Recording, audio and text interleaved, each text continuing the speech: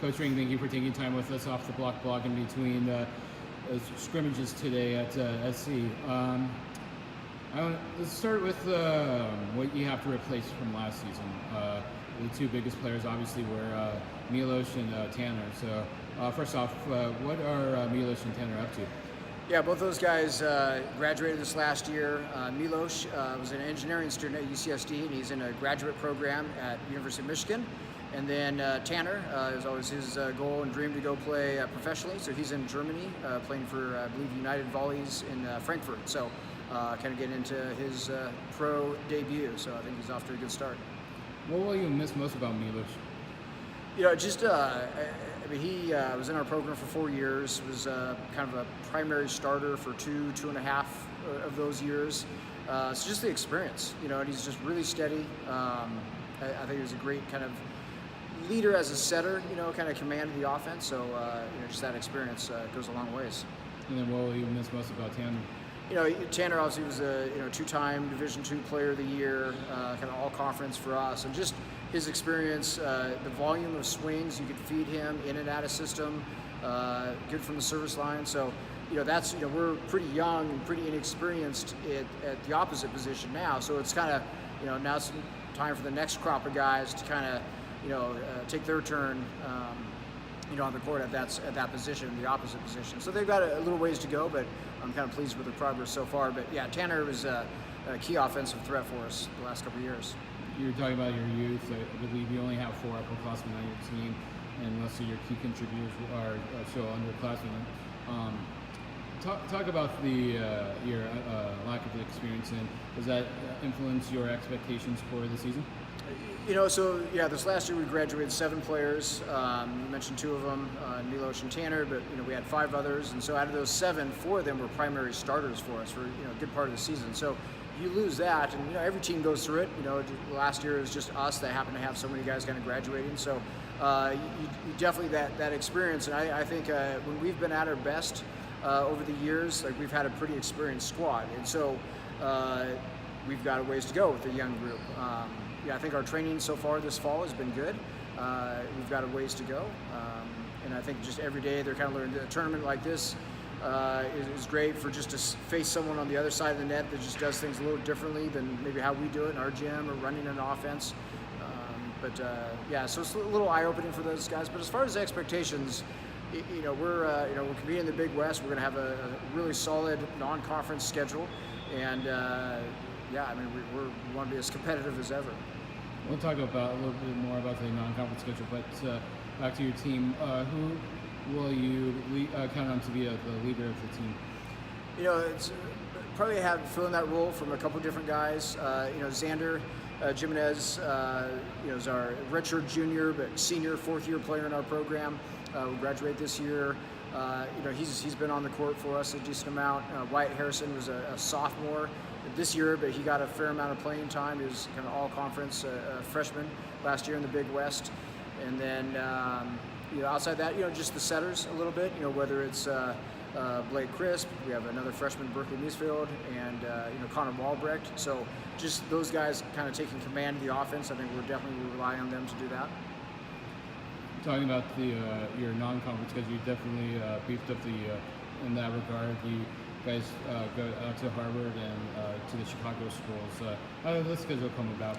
You know, it's scheduling is very different now. You know, when we were in the MPSF and it's us and 11 other schools, you know, there's 22 of your conference matches kind of set up for you, and you just maneuver a few dates here and there, and then you get 6 non-conference to schedule. And now, Big West, we played 10 conference matches. That's up to 18 matches, non-conference matches to schedule. So it's a little bit more of a sort of a free-for-all, a lot of calls, emails, you know, back and forth, you know, trying to put together a schedule. But, you know, I've had conversations with, you know, Brian at Harvard, and, you know, we've been talking about trying to, hey, them come out to our place and us go back there, and kind of worked out this year for us to go back there. We're also going to play Sacred Heart on that trip, and then going out and play in the Chicago schools, Lewis and Loyola.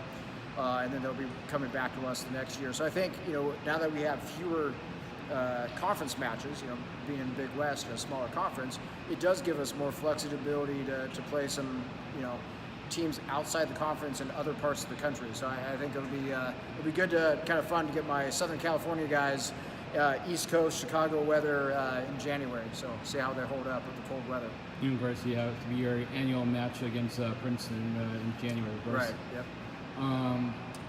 What would define a successful season for you? I think I think you always try to look to some level of just, hey, what's our win-loss record, and I'm not one to say, hey, we're going to win this match and this one's a tougher match, and it's just about developing, having a young squad. We're going to try to get as far as we can with our fall training and really kind of be up and running and full speed or close to it at the start of the season. I think we've got the potential to knock some teams off, and I think we are going to be the underdog in a lot of matches we play, simply because of kind of our youth and inexperience. But I think guys are going to make some great strides in a very short amount of time, and so I'm excited about this season. I'm excited about the guys in our gym. We just finalized our roster last week, and so we kind of here's our group, and I think the guys are really motivated and to do well this season. A couple more questions. This is second year of the Big West Men's Volleyball as a conference. How do you approach this season as opposed to last season or last off season, where you coming into the Big West was a new thing? Yeah, as far as who we play, we were playing all those schools when we were all part of the MPSF, so the things just like travel and who we're playing, that's not changing. Certainly the Big West schedule as it's set up, we really play a lot of the schools just back-to-back nights. So we're going to play late in the year. You've got Long Beach and Northridge, I think, is our final weekend. We've got Hawaii right at the end of our spring break, and so you're playing those teams just back-to-back nights. The Santa Barbara and Irvine matches, I think both us and then Irvine and Santa Barbara didn't have a whole lot of matches in February, so we actually moved some dates there. So those are split up a little bit, kind of interspersed with some of our non-conference matches. So, you want to be as good as you can be in every match you play, and certainly putting a strong emphasis on preparation for the Big West matches. And then you really have, I think, in some ways, three little mini seasons within the entire season. So one is your non-conference schedule, one is your conference schedule, Big West, and then there's the conference tournament for the Big West.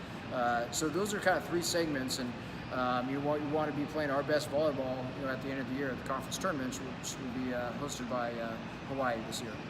And final question, you signed one of the more highly touted incoming freshmen in Trenton history, and Blake Crisp.